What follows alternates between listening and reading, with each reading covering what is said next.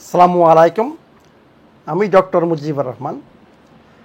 আমি এখন আইবিজাতে আছি। এটা একটা আইল্যান্ড স্পেনের। তো ভিডিওটা করার ইচ্ছা হচ্ছে, কালকে আমি এখানে অনেক ঘুরলাম, মানুষ কী খাচ্ছে রেস্টুরেন্টে, দোকানে কি বিক্রি হচ্ছে, এগুলো দেখার পর একটা আইডিয়া আসতো যে আমাদের যে হার্ট ডিজিজ, আপনারা এখন জানেন যে মহামারী হিসাবে কিসের জন্য। আমি জিনিসটা খেয়াল করলাম, দেখেন, চারটা জিনিস যদি সমন্বয় হয় তখন টুডে অর টুমোরো এই প্রবলেমটা আসবেই। কী চারটা জিনিস?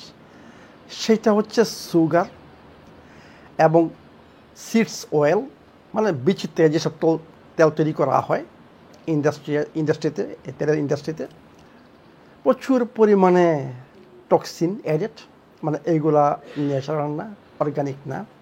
এর মধ্যে food additives, preservatives, pesticides, chemical fertiliser দিয়ে তৈরি করা, এগুলা সব হচ্ছে, দেখেন, বিভিন্ন ধরনের টক্সিন, এগুলোকে বলা হয় টক্সিন।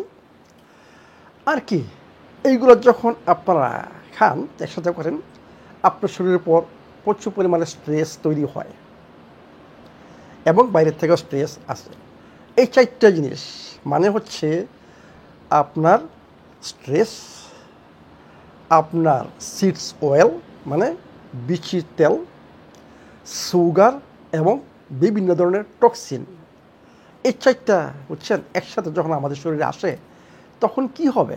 আমাদের শরীরে ইনসুলিন রেজিস্ট্যান্স তৈরি হবে এবং আমাদের শরীরে কী হবে?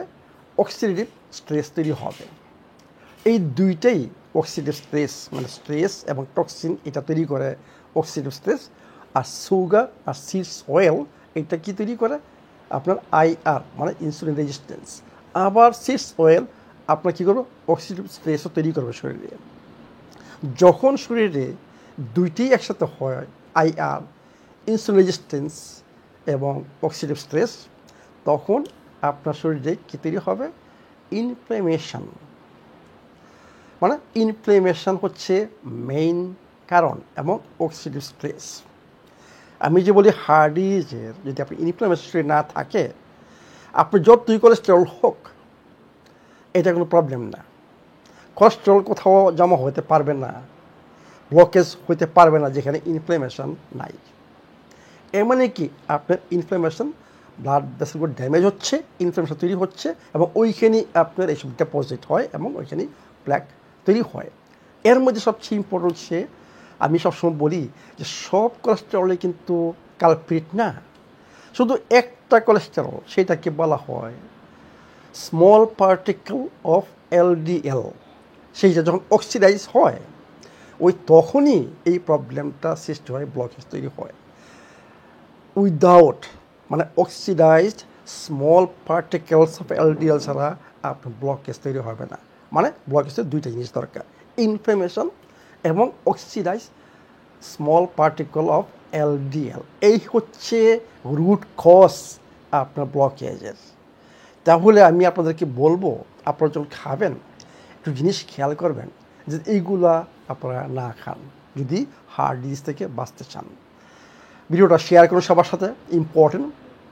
কারণ অনেক সময় তো আমি, বুঝছেন, মানে এই আইডিয়াটা বুঝছেন আসতে হঠাৎ করে, যে একটু জানানো দরকার আপনাদেরকে যে কিসের জন্য এখন মানে অল্প বয়সেও অনেকে হার্ট ডিজিজে ভুগতেছেন। কারণ হচ্ছে এই খাবার, মেইন হচ্ছে এই খাবার।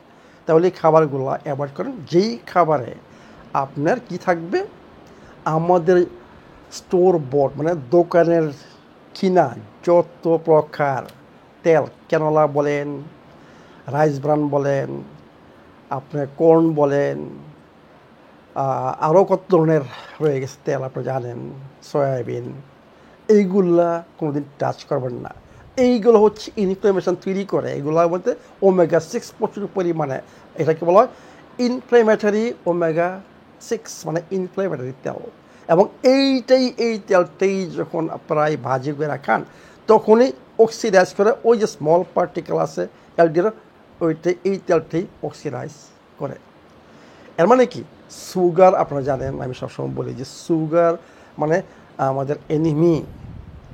সুগার এই তেল কোনোদিন একসাথে করবেন না। এবং এই যে খাবার যেগুলো আমাদের আসে সবগুলোর সাথে এইসব প্রসেস ফুড এগুলোর মধ্যে সব কিছু অ্যাড করা, এগুলাকে বলা হয় পয়জন।